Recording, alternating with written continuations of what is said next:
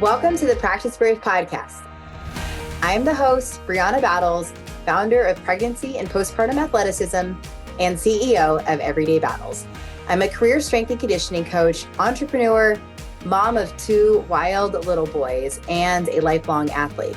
I believe that athleticism does not end when motherhood begins, and this podcast is dedicated to coaching you by providing meaningful conversations, insights, and interview topics related to fitness, mindset, parenting, and of course, all the nuances of pregnancy and postpartum.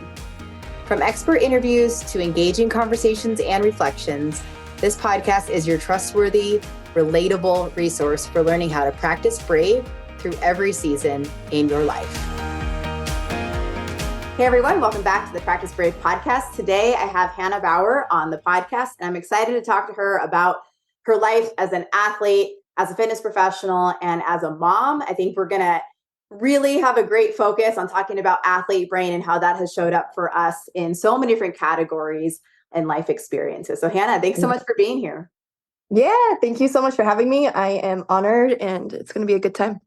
Absolutely. So give us a little bit of a background about who you are, like what your athletic background is, all of that stuff. Yeah, so I grew up in a home that was pretty sport driven. So I did diving, gymnastics, and track growing up, predominantly focused on gymnastics. I went the whole like club route, quick club, and then discovered that I still wanted to do it collegiately, and then went on to do it collegiately. And yeah, that's a whole can of worms going into all the sports. But yeah, gymnastics was my main focus until I had a career-ending injury that dislocated both elbows. And then I had reconstructive surgery simultaneously that ended my career. So. And how old were you when that injury happened? So I was going into my sophomore year of college. So I was 20 years old. 20. It's all blurry. It's all kind of mushed. Was that like in practice, or was that at a competition? Like, how did that happen? Yeah. So it was 2 weeks before season. We were doing kind of like a mock trial. We had like scouts into. So it was kind of like you're supposed to have a practice on performance for all the girls to see like what they can get into. And it's a little bit of like a pressure practice session. And I was doing a release move on the uneven bars. I had caught it all summer. There was never a blip. And this one time I rotated a little bit too much, missed my grip.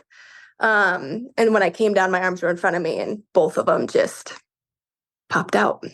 Yeah. And it was, yeah. That's devastating. If that's especially like gymnasts, like you guys spend your whole life training gymnastics. Like that is very much your personality and identity. It is. I went through a major identity crisis after that. So I wasn't able to stay there. My parents brought me home back to Colorado State. I finished off school there, but there was this major depression. I hit rock bottom. All of like the insecurities you have as a gymnast that are kind of infiltrated just within like the social aspect of gymnastics, like having a perfect body, being very fit. The body dysmorphia really just came out tenfold because I went from practicing 30 hours a week, in training to not being able to really train. And I used food as comfort and binging. And so I gained a ton of weight. And then I was like, who am I outside of sports? I've done this since I was 8 years old. I wasn't an athlete anymore. I didn't know who I was. And there was just a major breaking point of trying to figure out like, what do I do? What's my purpose in life now if I can't be an athlete? And it was a really, really, really dark time in my life. That whole entire year trying to pick myself back up and move the pieces along. Absolutely. I think that there's such an identity crisis that happens for all college athletes when their career ends, but especially when your career ends not on your own terms. Like that's like a whole other layer. Like everyone kind of grieves a little bit or feels like, who am I? What do I do? Where do I put my energy, my focus, my identity, all of that schedule, routine? How do I recraft what that looks like post competing or being a student athlete? But especially when it's not on your own terms. Yeah, it just feels like it's stolen from you. Not having that choice it kind of like plays games with your mind. So how did you pick yourself up? I know you moved home, so I'm assuming you had the support of your family, but what else went into that process of like crafting your life?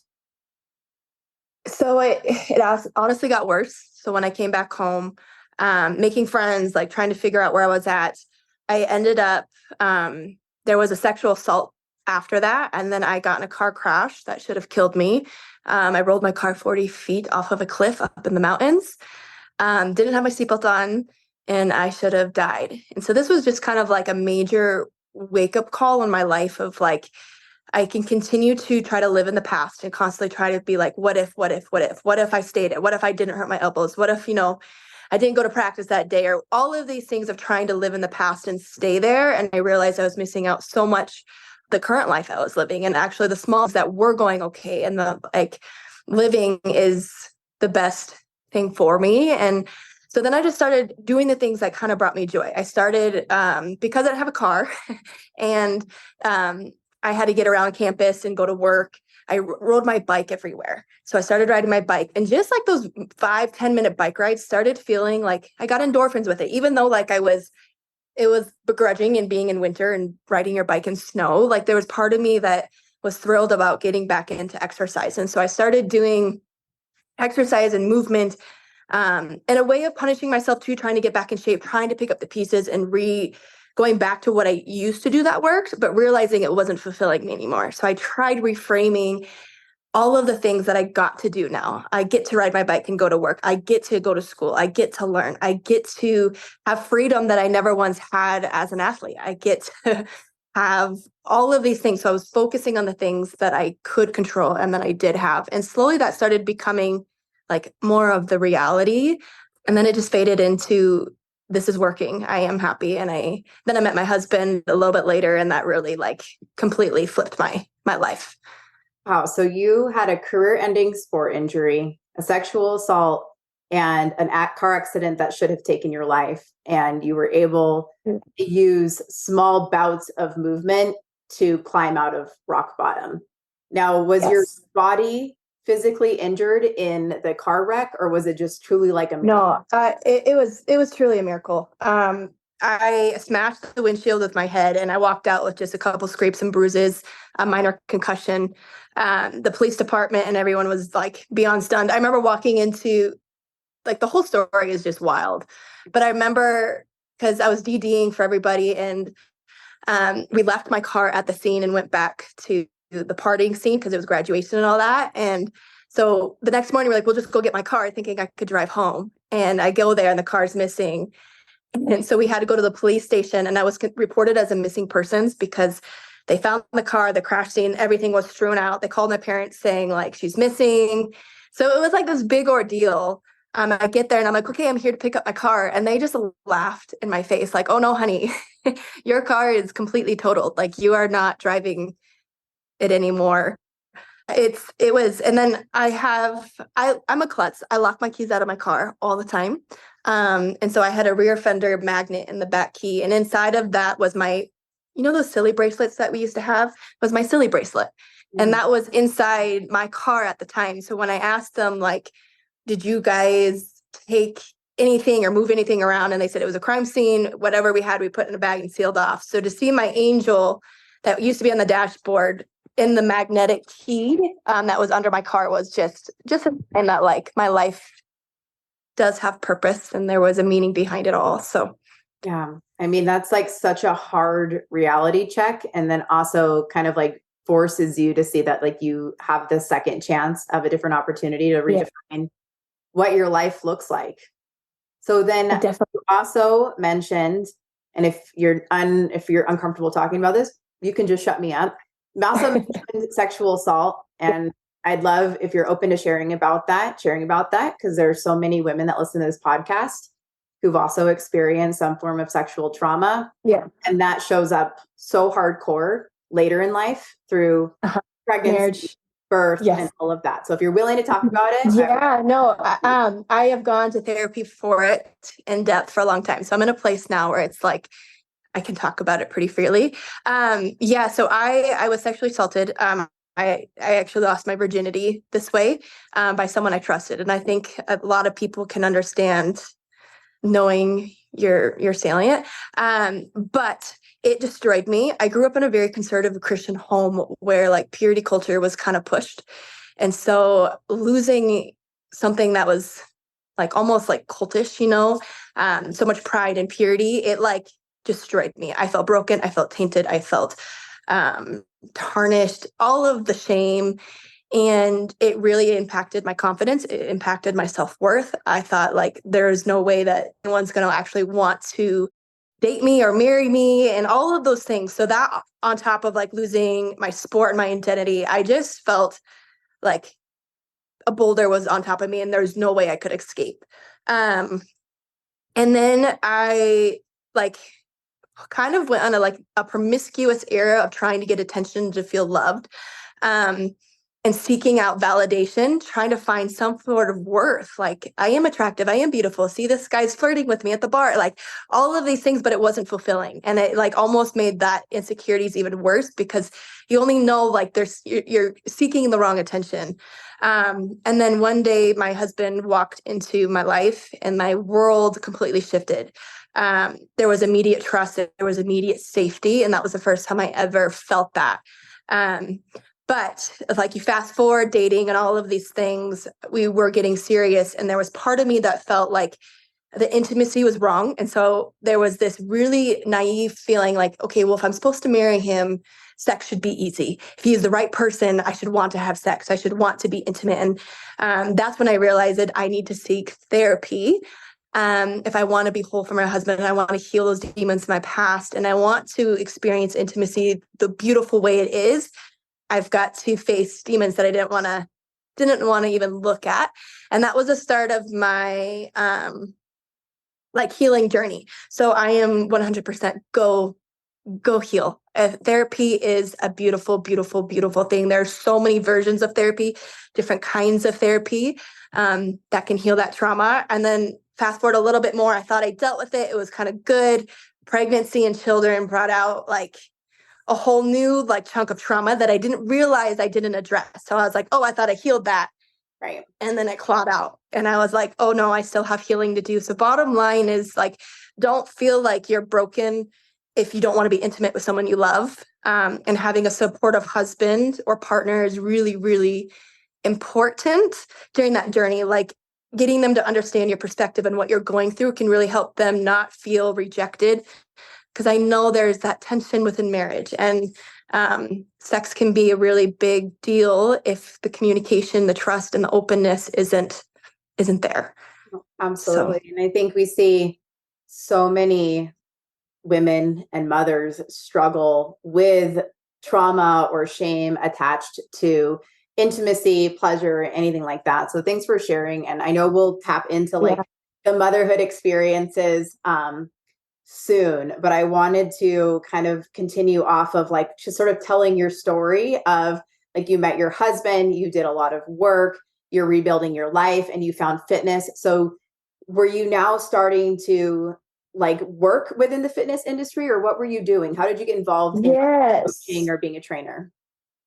So my undergrad is exercise science with a master's in like sports medicine. And I originally wanted to go into like PA school, but once I graduated, I was done with school. I didn't know what I wanted to do. So I went back to my roots and started coaching gymnastics. And within that, I was also like personal training some of the moms at the gym. So I would condition the girls, train the girls, and some of the moms then I would work with while I was coaching gymnastics.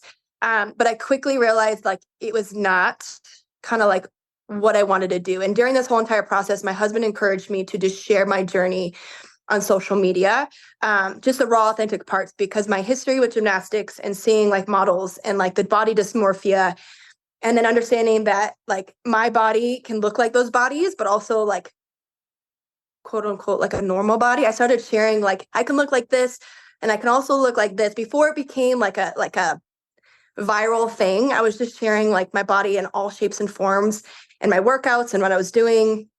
So I originally wanted to be like a commercial athlete to do like back handsprings and like, modeling type that way. But it ended up taking off in a much different way than I ever anticipated through fitness. And so once I realized that I loved sharing the journey and I loved showing people that they're worthy and getting out of the darkness or whatever they're at through loving and celebrating their body rather than punishing it and wanting to change everything about it, I went and got certified as a personal trainer. And then about 3 years after coaching gymnastics, I realized it wasn't what I wanted to do.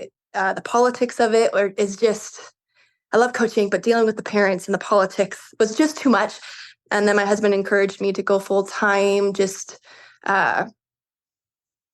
like social media aspect and personal training that way. So that's kind of how it happened in a nutshell. Yeah, and that's awesome. And you've built a really successful business within the fitness industry, and you've built that up through the years. And then you decided that it was time to become a mom. So what was that like? Yeah. That was shocking. So we actually got pregnant on our wedding weekend. It was a kind of an oopsie. I did not even anticipate like the possibility of getting pregnant. My mind was thinking 6 months from now we'll start trying for kids. So got pregnant right away, and it was a lot. It was a lot to take in, because at the time it was like, how is this going to impact like my career? I didn't feel ready to be a mom. It brought out a lot of feelings of brokenness right away, and that's when I realized I had to go back to therapy for sexual trauma still. And then I learned that because I had a platform and because I had a responsibility of being sharing my journey, I wanted to know everything about pregnancy and training, because, I had no idea really. You always hear like, just continue training. Like if you move, you move. And that goes into the whole like snowball effect of diving into that world and almost being angry at my past education for not teaching anything about it, or the deep core and the pelvic floor, like all of it. And my world was opened, and I discovered I had a huge passion for just wanting to get information out to empower moms during these journeys, because it's a section where moms are not supported at all. Yeah. To say the least. I might agree with you there. So you went through your pregnancy, you shared a lot about that. Overall, I mean, mentally and emotionally, was a challenging season for you, or did it start to improve as pregnancy went on? How did that feel? Yeah, no. So I got SP really early on at like 9 weeks. I was doing a side lunge and I felt like someone took a jackhammer to my crotch and I could hardly walk. So movement has always been a place of escape for me and just keeping me like sane. And so I was like stressing that I would not be able to move during my pregnancy, be healthy. Like it really took an impact on my mental health. And I went to my OB and I was like, I can't walk. This is not like, it hurts to walk, and she just told me like, sorry, it's normal. Like it's normal pregnancy. And I was like, this can't be normal. I have a very high pain tolerance. And I literally like, I can't even walk up the stairs without like wanting to cry. And so that made me even more pissed off about the care. And like, I knew it wasn't normal. There had to be something I could do to help minimize the pain and like, at least like make it manageable. So I went to a chiropractor, met some PTs, and I finally was able to, it never went away once it came, and it was really hard, but I was able to manage it and like train with a lot of accommodations. And so once I learned that I could train and it just looked different, and shifting my mindset and like understanding like, as long as I can move, as long as I can be healthy, it doesn't matter the kind of training I'm doing. That really, really helped. And then I ended up learning to love pregnancy, and I started enjoying it despite some of the discomfort. And then shortly after birth, within like a couple of weeks, it was completely gone. Yeah. So yeah, that was wild. I'll take that. This is like a teaching opportunity for anyone listening. If you have like pubic symphysis dysfunction, that can feel like a sharp shooting pain, like you said, straight up like through your vagina or like your pubic bone area. So even getting in and out of the car, walking upstairs, rolling in bed. Like, the end of my pregnancy was getting out of the bathtub. I just like literally was stuck there. I was like, Jared, I can't move. Like between a huge baby and that, like it was so painful. So if that's something you're experiencing, yes, go to a pelvic floor physical therapist. And then you want to take out any kind of single leg or transfer kind of movements and bring your stance closer. So that's like my quick coach pitch to anybody listening. Those are a few things just to be mindful of. I'm appreciative that you brought up that sentiment or that symptom. A lot of it's fear-based movement. So when you think it's going to hurt, it like amps up the pain. So when I learned to just kind of relax and actually let my body move the way it should move, it really, really helped. But it's really hard to get your brain to be like, it's not going to hurt. Just like take the step, and like relaxing really helped. It's like that over tension can be like, you think it's stability, but it actually creates more pain. So learning for me to let go and roll and breathe really, really helped reduce some of like, even in the inflammation too down there. Right. A lot.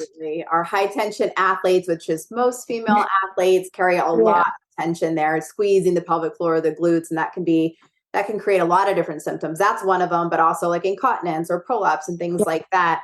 Yeah. What was it like coming from honestly a gymnastics brain of like perfection and the high priority of aesthetics to see your body change so much during pregnancy?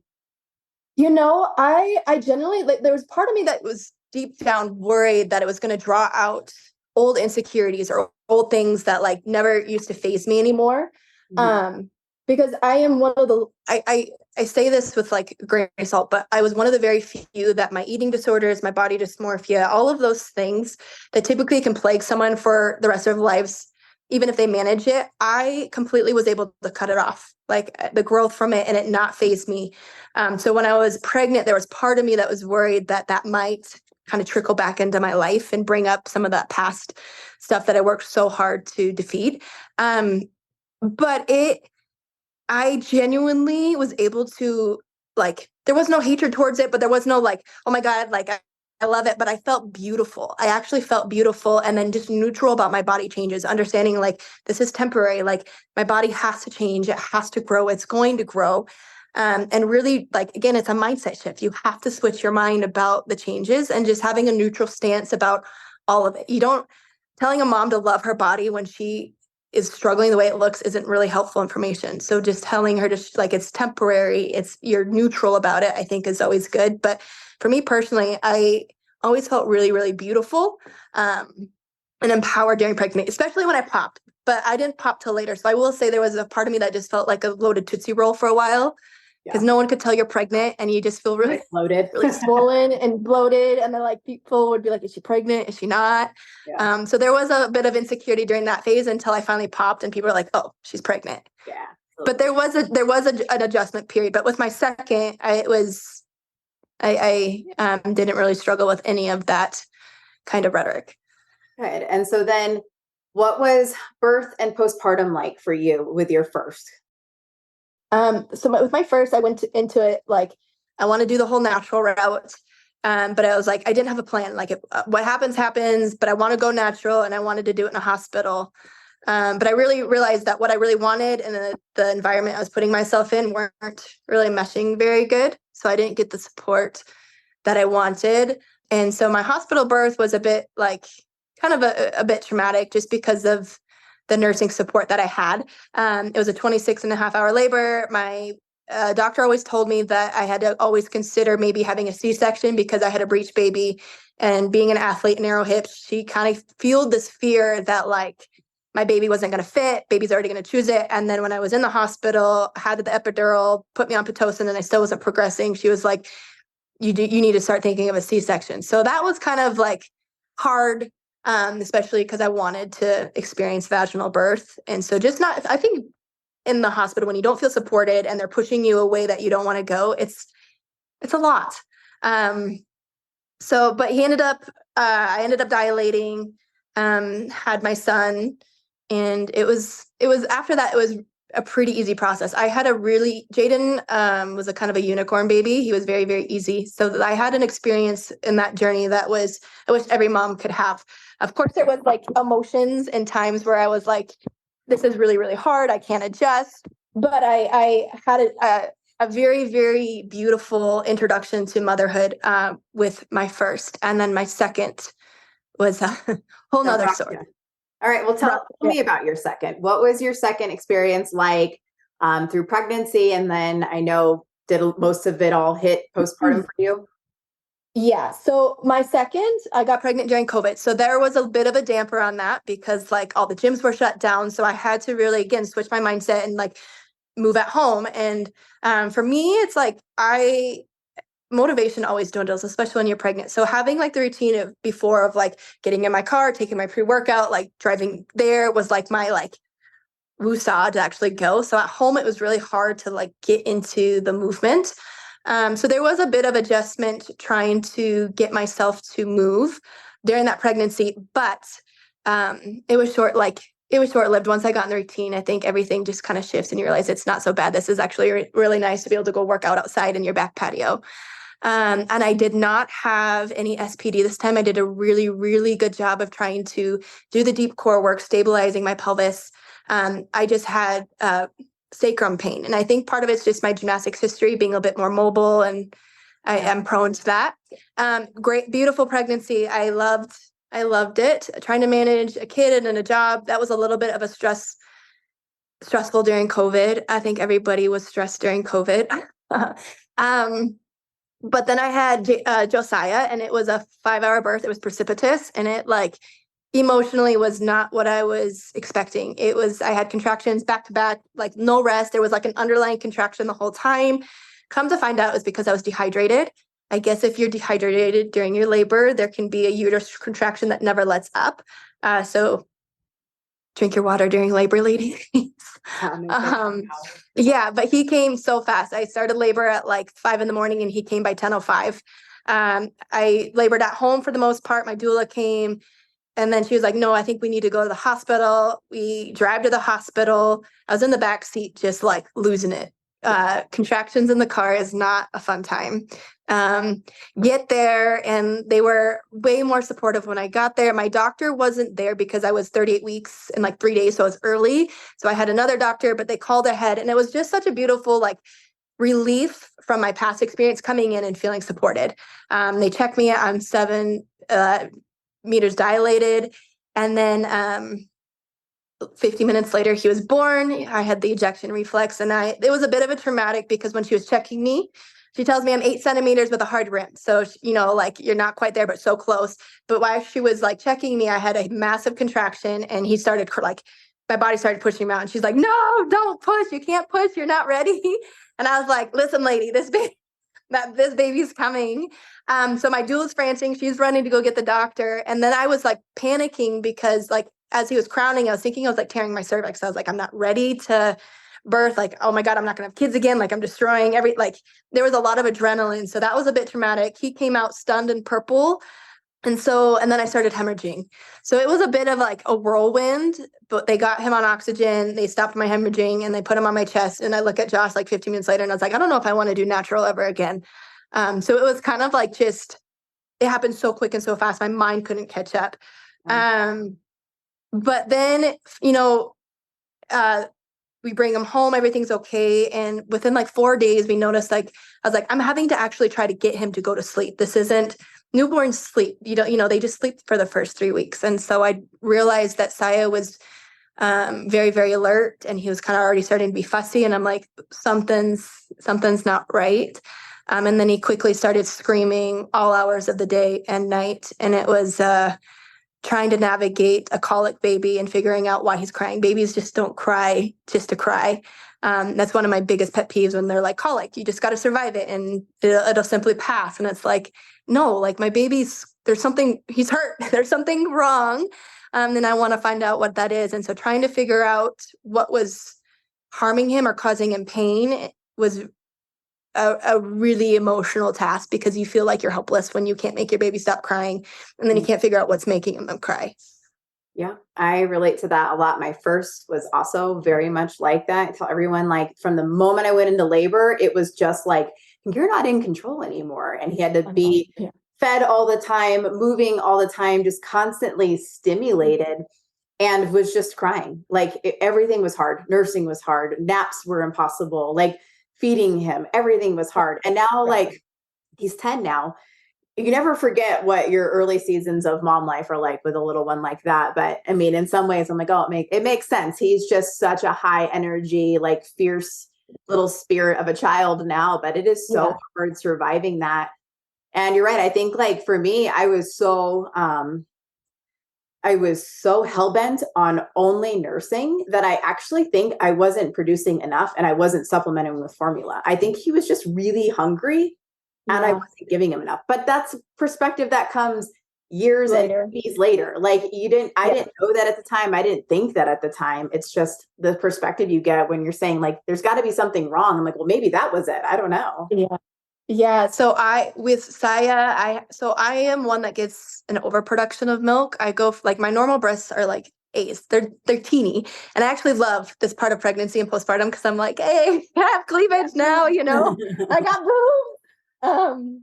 but I get like an overflow. Like it's like those first few days of milk coming in, like it's all the way up to my neck, like the ducts, and it's really painful. It's not fun, like the pain of it. But like my babies both really struggle to handle the flow. So like I know it's a blessing, but it's also like an aspect that I think some people don't realize, that when you have an overflow, it is really, really stressful trying to get your baby to latch, trying to get them to have the flow, not have like reflux, like all of these things and navigating it. So we went through food allergies with Saya, tongue tie, reflex, like all of the things. There was even things that we thought he might have, like F pies, and it was just emotionally daunting. He would scream in the car seat, and some of our appointments were like 50 minutes away.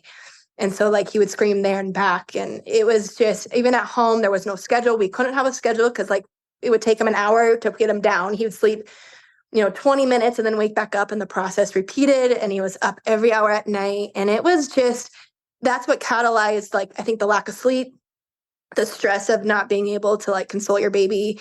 And then all of the things of motherhood, trying to run a business, you have another child, trying to bring a friend, like just compiled. And I realized that like, I had postpartum depression, but mine didn't manifest in like what people typically think of, like depression, sadness, and all these things. Mine managed in intrusive thoughts and rage, and I don't think that's talked about nearly enough in the postpartum realm. And it's almost like a taboo with it because people judge it so harshly. So being on someone that has like a platform where I kind of am honest to a fault, and sometimes it's a double-edged sword because people are so cruel on social media.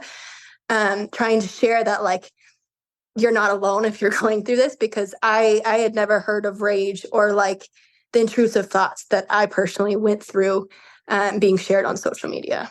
Absolutely. And you're right, like it's so taboo, but it's also so incredibly common. And if you talk to any small group of women, there's a good chance that one of them in that group experienced some form of like postpartum depression in that capacity, where it's not just the sadness and the tears. It's like, it's when you're so overstimulated that it turns into rage. Like, and just like you're exhausted. And when you have a baby that won't stop crying, it pushes you to your absolute limits because you're exhausted and you can't fix it. And when you are a fixed-minded person where you're like, I'm usually used to being able to, if I do X, Y, and Z, I'm going to get this result. It makes you crazy when you can't fix your own baby.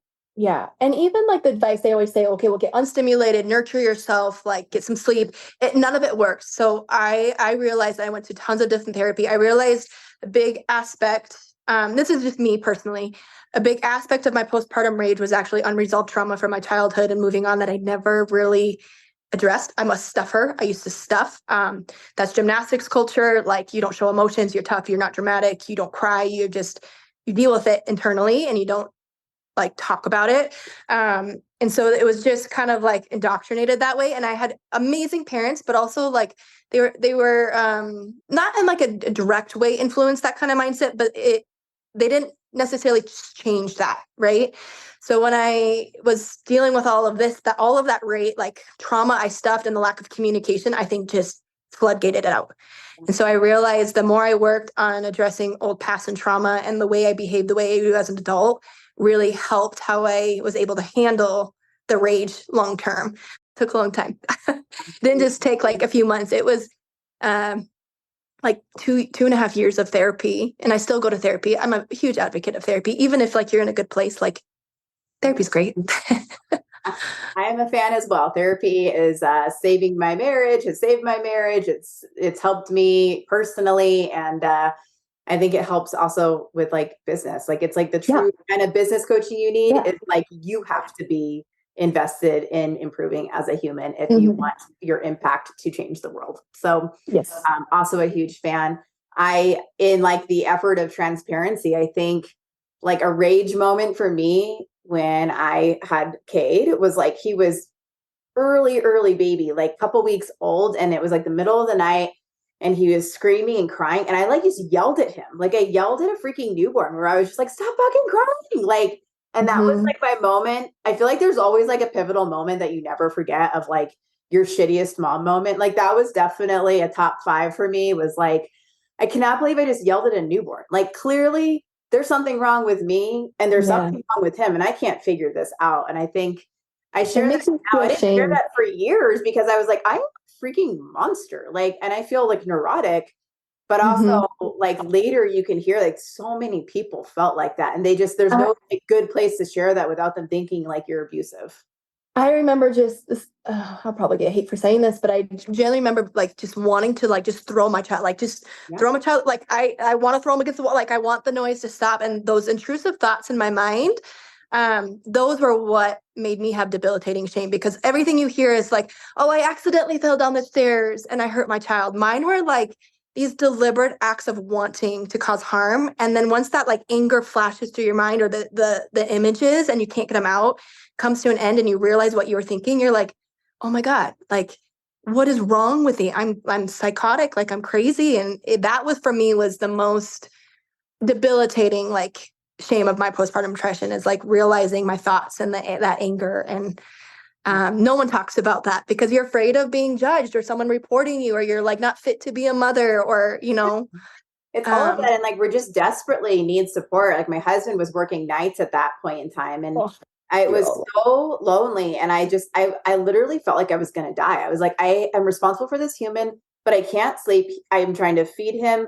He won't latch. It's just me. I'm screamed at all the time. I remember, like, thankfully my sister lived close at the time, but I called her in the middle of the night and I was like, I literally can't do this anymore. Like I have to quit. Like Yeah. I'm done. I can't.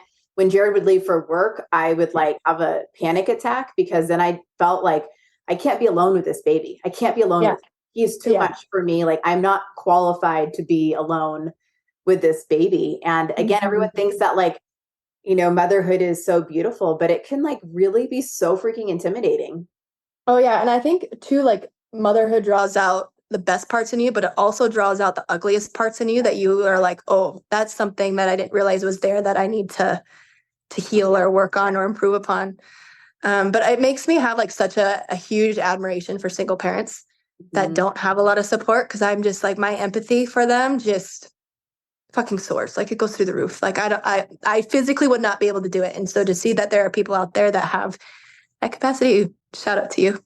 Yeah, I mean, I think it's like when you have no choice. That's what my mom would always say because she was a single mom, and she's just like, there You was just do no it. other choice. You just had to Uh, figure it out. And like, are you miserable for certain seasons? Absolutely, but like, then you figure it out. but I So do feel like that's life. You just figure, like, it's shitty at the time, but when you go back to look at it, you're like, oh, I took a step forward every single day, even if it was like minuscule. yeah, yeah, and then you get therapy for it later.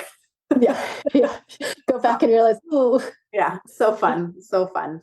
So you really struggled postpartum with your mental health, with just adjusting to having two babies and his spirit as a baby. What is it like for you now? Where are you at now with your motherhood yeah. experience? And like, has it leveled? Is it still challenging? What kind of challenging? Yeah, so I'm in a place now. So during the last 2 years, like being what I hate the phrase influencer, because I don't, I'm just a normal person in my day life. All my friends that like, it's weird to even talk about like my job because I don't really like people to know it in my real life. So I shared my life, and that was what people expected me, workouts and all these things. And over the last 2 years, like that shifted dramatically. The way I worked out shifted. I didn't have the same schedule. I couldn't have the same schedule because of Saya running a business. So I stopped sharing less and less workouts and all these things. So there was a huge shift in like, what's my purpose, like Yeah. with my job and what I share and what I do. And now it's I'm going through like an identity crisis with what I want to do on social media and what my purpose is, and there is impact, because influencer culture is a really big turnoff to me. I don't want to be associated with it. I don't want to be grouped into that kind of category. And so there's part of me that's like, what road, Yeah. what road do I take? Like I cringe at the predatoriness, the people that are untrustworthy, they steal from people. They're just not great humans. And unfortunately, there's a lot of not great influencers, and there's a lot of them. And people I even know. And it's like you see them online and you know them in person, and you're like, and I don't want to be a part of that. So I am going through a major like identity crisis with that aspect of my job, outside of like our other company that me and my husband have. But I love sharing knowledge. I love sharing fitness. I love motivating, but it's like at what cost? I don't know. So that's kind of like my mindset with like that aspect of my job. But I have two crazy boys. Saya is still very, very much 0 to 100 like he was as a baby. He is going to serve them both someday. I feel like he's going to be like a CEO or some leader because like you don't tell that child what to do. Like it's always like I'm trying to compromise, I don't want to teach him blind obedience, but 0 to 100, very strong-willed, very stubborn, still very much does not sleep through the night, still at 3 years old. My focus now is mom life and then growing our company that me and my husband run together. It's a supplement company, but that's kind of what life looks like right now is like navigating social media a little bit, the app that I have, and then our supplement company. Yeah. Obviously like a lot going on and I think it is hard when you've been in the game of like the fitness industry and in particularly like the online aspect of the fitness industry, like been in it a long time and it's so different when you've been in it a long time and like you see the bullshit, like you see how it's changed, you see who comes in, you see what is stolen or this or whatever. And like, you're right, it's so off-putting to have been in it for a long time and then see what it's kind of turned into and what the new norm is and not wanting to participate in it. Yeah, like the filming culture too. Like I used to just film my workouts at the gym and I always try to respect like people in the background, but now it's like I'm embarrassed. Like I literally get embarrassed like having to film in the gym just because of that culture. Yeah. It's just, and I feel like too, it comes with age. Like I'm 33, so I'm not, the 24-year-old anymore. Like sharing work, it's just different. I totally agree. I just work out in my garage early in the morning. I don't even like go to a normal gym anymore. Like it's just, I don't know. I wouldn't know what I would do if I was at a normal gym. I think I would feel so awkward, which is ridiculous because like we are professionals. We should feel ridiculous in the gym. Yeah, I actually do like the gym. Like when I don't film, I love it because I get motivated too by people working out, like working really hard. Like seeing someone kick ass in the gym, I'm like, ooh, give me some of that energy. Like I want to kick ass today too. Like I love it. So I get fueled by that kind of energy. But like I also understand too, like sometimes the gym can be toxic a little bit depending on like the kind of gym you go to and all of that stuff. I get like that fixed from jujitsu now. So I'm like, good, I can get that from jujitsu, like my gym and like intensity fixed there. And then like my lifting, like that can just be a me meditative thing. And I think that just shows like, so our training and our coaching and our fitness is just so seasonal with like what serves us at different seasons. Sometimes it's being at home. Sometimes it's being in a gym. Sometimes it's group fitness. Sometimes it's a totally different sport. Oh yeah, or just picking up like hiking. Like this summer, I really enjoyed. We have like an incline, and I enjoyed just like going and hiking that with my kids or walking and using that as like the movement for a couple. Yeah, it's always adjusting. It's always changing. What you find motivating or what you find fun. Like my routine is not as strict as people think. I don't have a plan all the time. I just go in and do what feels good 95% of the time with workouts.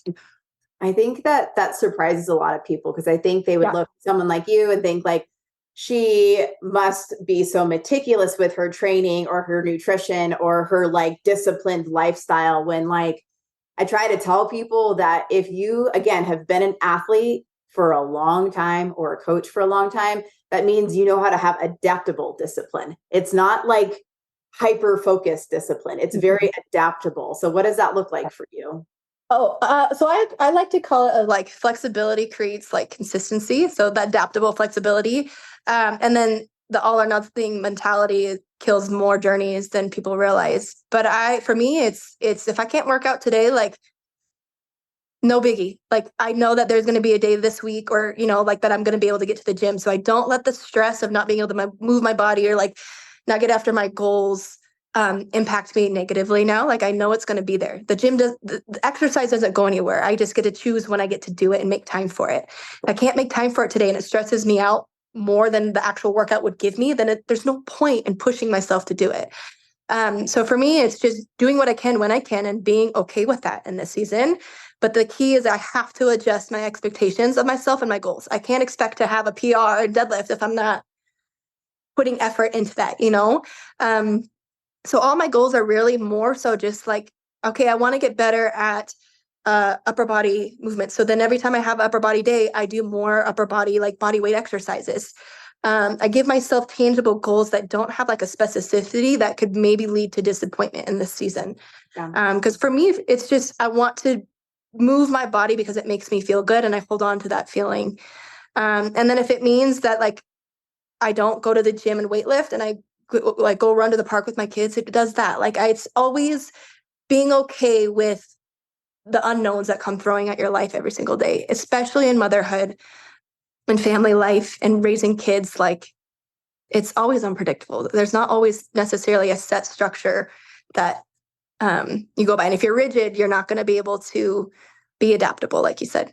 Yeah, absolutely. And I think I hope that gives a lot of people permission to not expect themselves to be the athlete or work out like they used to during a season where, like the other day I said on social media, like it's hard to, like, sometimes you have to do just the minimum when your life is operating at the maximum. So like you have to just kind of go through the motions some seasons, and that's okay, because that will still serve you. That actually keeps you in the game if you want to keep pursuing health and fitness in really sustainable ways, not just now in your 30s, but in your 40s, 50s, and beyond. Or even just 10 minutes. Like, I think people totally underestimate what 10 minutes of like hard movement can do for your mindset, and just like still building upon that foundation of consistency and discipline. Like if you're struggling with like movement, 10 minutes can really change your life. Get up and do 10 minutes of push-ups and squat jumps, or like whatever movement feels good to you, and get that heart rate up and those endorphins going.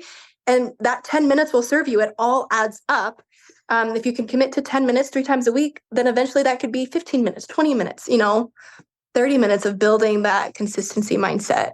Absolutely. And it brings me back to like the first part of our conversation where you said that just getting on your bike was enough of an endorphin, like rush and little dopamine hit to start to help you heal and feel better in your brain and in your body. And I think that's a great point of reference to, I don't know, just to really, for everybody listening to take to heart, is that little bit can really add up over time. Especially if you're a mom and you just had like a crying baby and they just went to a nap, like just going and doing 20 squat jumps and like 20 push-ups or whatever it may be to move your body, I think can really get you out of like that or that sympathetic state and just be like, oof, I needed that release. Because movement, I think it's so much more than just what it does for us aesthetically. Like that should be like the sprinkle, that people should focus on. Like your why needs to be so much bigger than what you want to change about yourself physically. And it needs to come from a place of like, how it makes you feel and the health and, moving with your kids and being healthy. Oh, absolutely. And I remember for me, it was like, I needed to get outside. Like I would get so stuck being inside. And so then I would like take the monitor out, I put it on my sidewalk, and I would just like literally pace in front of my house where I'm like, I can't leave. I'm on house arrest. He's napping. But like, also I just need to like move and like pace. And that was like, honestly, a significant strategy for my brain and just getting my body some more movement in like early seasons of motherhood. So. Yeah. When Saya was colic and Josh wasn't here and I wanted to get some movement, I would just hold him because he despised the carrier too. Like passy, no, bottle, no, carriers, no, like wanted to be on a ball, bounced and like up on my neck. So my back and neck pain was horrendous for like a year. But I remember I would just walk and do walking lunges. Like just little things that made me feel like I was moving my body that felt good, getting a little bit more strength and being okay with that. Like that's enough. Like it doesn't have to be this extravagant plan to follow. Like I just move your body when you can. Yeah, absolutely. Well, thank you so much. You've shared so many like vulnerable points of your life and your experience as an athlete, as a coach, as a mom. And I think it's just really valuable for everybody listening. And it's just an awesome perspective. And you've given, I think, a lot of women permission to just, kind of do what they can during every evolving season. So where can people find you, learn more about your businesses, et cetera? Yeah. So I'm on social media. So I mainly just do Instagram because managing all the social medias is just, my brain can't handle it anymore. Hannah Bauer 2 is my Instagram. And then our supplement company, it's bridging the gap between performance and more natural based that you can trust. Like we have informed sport certification, third-party testing. We really value like what we have in our products. You can trust that it's there. So our supplement company is 22 Nutrition. There's a whole meaning behind that. That goes with like my dislocated elbows, but you can find us there. And then I do coaching now on like an app. And then I have a resource that I made with physical therapists for like all things education for Core Guide. That's on my website too. It's all found on a link in the bio and the IG. So well, thank you so much for sharing. We really appreciate it, and we'll talk soon. Yeah. Sounds good. Thank you so much for having me. Thank you. Thank you so much for listening to this episode of the Practice Brave podcast. If you enjoyed the show, please leave a review and help us spread the work we are doing to improve the overall information and messaging in the fitness industry and beyond. Now, if you are pregnant and you are looking for a trustworthy exercise program to follow, I have you covered. The Pregnant Athlete Training Program is a well-rounded program for pregnancy with workouts for each week that are appropriate for your changing body. That's 36 weeks of workouts, 3 to 4 workouts each week, and tons of guidance on exercise strategy. We also have an at-home version of that program. If you are postpartum and you're looking for an exercise program to follow, the 8-week Postpartum Athlete Training Program would be a really great way to help bridge the gap between rehab and the fitness you actually want to do. From there, we have the Practice Brave Fitness Program, which is an ongoing strength and conditioning program where you get new workouts each week and have a lot of guidance from myself and my co-coach, Heather Osby. This is the only way that I'm really offering ongoing coaching at this point in time. If you have ever considered becoming a certified pregnancy and postpartum athleticism coach, I would love to have you join us. Pregnancy and Postpartum Athleticism is a self-paced online certification course that will up-level your coaching skills and help connect the dots between pelvic health and long-term athletic performance, especially during pregnancy and postpartum. Become who you needed and become who your online and local community needs by becoming a certified pregnancy and postpartum athleticism coach. Thank you again for listening to the Practice Brave podcast. I appreciate you, and please help me continue spreading this messaging, this information, and this work.